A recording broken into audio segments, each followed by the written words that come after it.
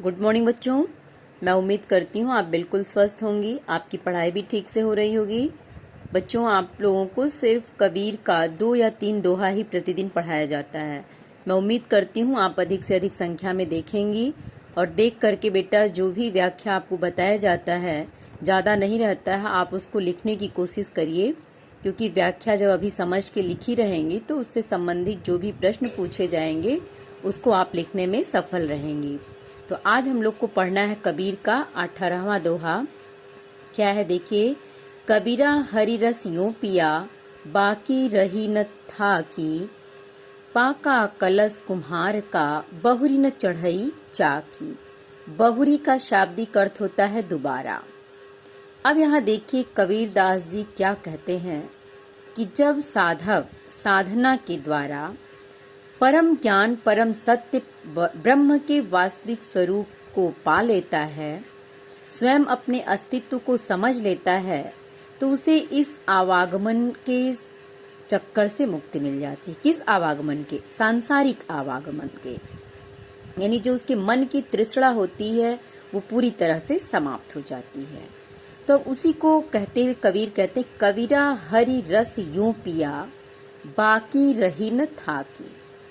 कबीर कहते हैं कि साधक माने मैं साधना के द्वारा ईश्वर के परम तत्व को प्राप्त कर लिया, और ईश्वर के परम तत्व को पा लेने के बाद मुझे जो ईश्वर के भक्ति रस को का पान करने को मिला, उससे जो असीम आनंद की प्राप्ति हुई। हरि रस क्या है? ईश्वरीय रस। यानी जैसे आदमी कोई रस पीता है तो उस रस का पान करने से आनंद की अनुभूति होती है। तो यहाँ कबीर दास जी ईश्वरीय रस के पान को करके पूरी तरह से छककर आनंद की अनुभूति कर रहा है। बाकी रही न था की, और उस परम ब्रह्म के रस का पान कर लेने से बाकी रही न था की, माने इस संसार में उसके लिए कुछ भी पाना अब श्रेष्ठ नहीं रह गया, अर्थात उसके जीवन की सारी इच्छाओं की पूर्ति हो गई। बाकी रही न था की मतलब जीवन में कुछ भी पाना शेष नहीं रह गया। उसके जीवन, मनुष्य के जीवन का अंतिम लक्ष्य क्या होता है? मोक्ष की प्राप्ति। तो उसे उस चीज की प्राप्ति हो गई है। अब उसे इस संसार में जन्म मरण के चक्कर से मुक्ति मिल गई। अगर ये प्रश्न पूछा जाए कि यहाँ साधक को जन्म मरण के चक्कर से क्यों मुक्ति मिल गई, क्योंकि उसने साधना के द्वारा ईश्वर के स्वरूप को पहचाना और ईश्वरीय रस का इतना छक्कर पान कर लिया कि उससे उसके जीवन में कुछ भी शेष नहीं रह गया, उसे मोक्ष की प्राप्ति हो गई। अब उसे उदाहरण स्वरूप स्पष्ट करते हुए कहते हैं कि जिस तरह से पाका कलश कुम्हार का, कलश माने घड़ा, पाका माने पका हुआ, जिस तरह से कुम्हार का पका हुआ घड़ा हो और उस पके हुए घड़े को कुम्हार बहुरी माने दोबारा, चढ़ई माने चढ़ाना, चाकी माने चाक, तो कुम्हार उस पके हुए घड़े को दोबारा चाक पर चढ़ाकर कोई दूसरा रूप नहीं दे सकता। जैसे कुम्हार मिट्टी का कोई बर्तन बनाता है तो उसे पकाने के लिए आवे में डालता है। जब तक वो मिट्टी का पात्र चाक पे रहता है, कुम्हार उसे कोई रूप दे लेता है, लेकिन जब वो आवा में पका दिया जाता है तो कुम्हार बहुरी माने दोबारा चाक पर चढ़ाकर उसे दूसरा रूप नहीं दे सकता।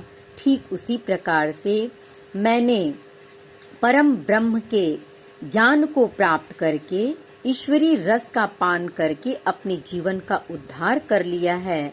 अब मुझे दूसरा रूप या मेरे जीवन में कुछ दूसरा आ ही नहीं सकता, क्योंकि मुझे मोक्ष की प्राप्ति हो चुकी है। मैं स्वयं ही अपने स्वरूप को पहचान कर मैं ब्रह्म रूप ही हो गया हूँ। अब यहाँ भी देखिए दोहा छंद है, शांत रस है। अब अगर आपसे ये कहा जाए कि यहाँ आपका छंद तो दोहा स्पष्ट हो गया, भाषा क्या है? तो सधुक्कड़ी पंचमेल खिचड़ी। ठीक। अब अलंकार में आपका कलश कुम्हार का, कलश कुम्हार का अनुप्रास अलंकार होगा कौवर्ण की आवृत्ति के चलते। और आपका शब्द शक्ति लक्षणा है और मुझे उम्मीद है कि आप इसको समझ गई होंगी। अभी हम लोग देखेंगे 19वां दोहा। हेरत हेरत हे सखी रहा कबीर हेराई, बूंद समाड़ी समद में सोकत हेरी जाई। अब यहाँ देखिए, जो बूंद है ये प्रतीकात्मक शब्द है। ये बूंद जीवात्मा का प्रतीक है और समद माने समुद्र, ये समुद्र परमात्मा का प्रतीक है। और हेरना का मतलब खोजना है। अब यहाँ जीवात्मा क्या कहती है? जीवात्मा कौन है? कबीरदास जी हैं। जीवात्मा कहती है कि हेरत हेरत हे सखी। हेरना माने खोजना, अर्थात मैं ईश्वर को खोजते खोजते। जीवात्मा किससे कहती है? अपनी सखियों से कहती है कि हेरत मतलब एक तरह से प्रसंग में अगर आपको पूछा जाए क्या है, तो कबीर यहाँ आत्मा परमात्मा के मिलन और उनकी एक रूपता का वर्णन करते हैं कि आत्मा जो है परमात्मा में पूरी तरह से मिल करके एक रूप हो गई है। अब यहाँ कबीरदास जी कहते हैं कि हे जीवात्मा रूपी सखियों, किसको खोजते खोजते?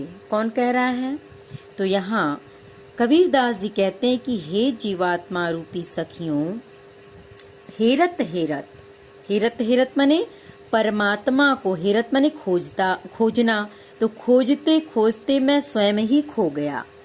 खोजते खोजते क्या हो गया? मैं हेरत हेरत है ना, कि हेरत हेरत हे सखी, हे जीवात्मा रूपी सखियों, परमात्मा को खोजते खोजते मैं खुद ही खो गया। रहा कबीर हेराई। रहा कबीर हेराई माने कबीर स्वयं ही उसमें खो गए, अर्थात परमात्मा का ध्यान करते करते जो पृथक अस्तित्व मेरा था वो पूरी तरह से समाप्त हो गया। क्योंकि मैं अज्ञानता के कारण ही जीवात्मा और परमात्मा में अंतर महसूस करता था। लेकिन जब ज्ञान की प्राप्ति हो गई तो ये जो जीव अंश है वो परम ब्रह्म से अपने को अलग अब महसूस नहीं कर रहा, दोनों एक रूप हो गए हैं। अब उदाहरण के रूप में देखिए उन्होंने कैसे स्पष्ट किया है। उदाहरण के द्वारा स्पष्ट करते हुए कहते हैं कि बूंद समाड़ी समद मैं। ध्यान दीजिएगा इस शब्द पे। समद माने समुद्र। मान लीजिए इस समुद्र से एक बूंद जल आप बाहर करती हैं, तो उस एक बूंद जल को आप पहचान पाती हैं, उसका अपना अस्तित्व होता है। लेकिन इस समुद्र से निकाले गए इस बूंद को जब तक अलग है तब तक आप पहचान पा रही हैं।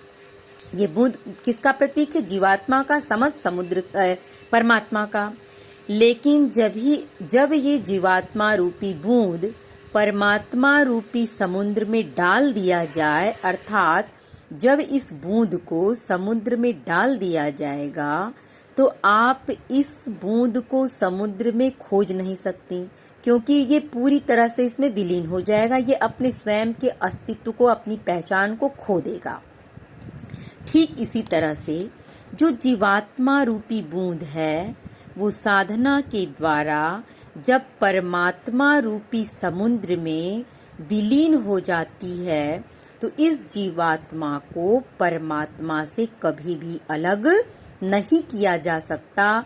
ठीक उसी प्रकार जैसे समुद्र से निकले हुए बूंद को पुनः समुद्र में डालकर कदापि नहीं खोजा जा सकता, दोनों में अंतर नहीं महसूस किया जा सकता। ठीक उसी प्रकार जीवात्मा परमात्मा जब एक रूप हो जाते हैं ज्ञान प्राप्ति से, तो सो कत हेरी जाई, उसे कभी भी खोजा नहीं जा सकता। क्योंकि जीवात्मा जब परमात्मा में लीन हो जाती है तो उसकी जो पृथक सत्ता होती है वो पूरी तरह से समाप्त हो जाती है।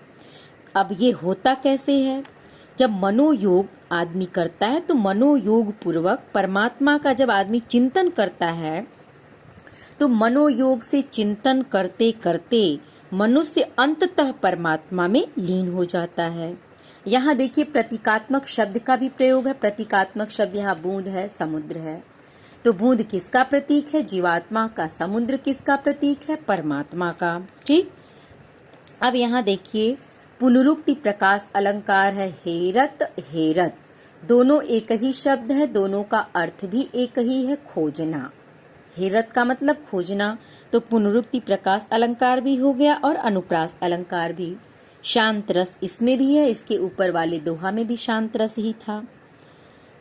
अब यहाँ पे छंद तो आपका दोहा ही है। और देखिए कबीर, एक मुझे अभी एक इनका और दोहा याद आ गया। इसी तरह का दोहा उन्होंने एक जगह और लिखा था, इसको हम लोग पढ़ा करते थे कि लाली मेरे लाल की जित देखूं तित लाल, लाली देखन मैं चली मैं भी हो गई लाल। तो मैं उम्मीद करती हूँ बच्चों आप लोग आज के लिए सिर्फ आपको मैं 18 और 19 ये दो ही दोहा पढ़ाई हूँ।